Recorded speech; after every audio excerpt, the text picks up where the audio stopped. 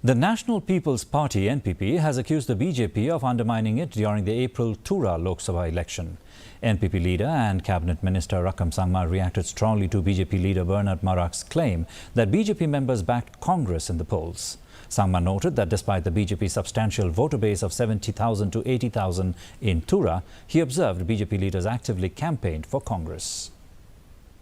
That has disclosed, has revealed, it's something we never expected and we never thought of. But this is something like, I think maybe this is the first in the history of our country that BJP worked Congress to win in Tura seat. So this is something, it's a very, very big news. So it is, nobody was expected, but since now, because we also are expecting, because there was about 60, 70, 80, suppose 60, 70, 80,000 vote of the BJP in Congress. But so suppose all these big numbers, all these voters went to Congress. So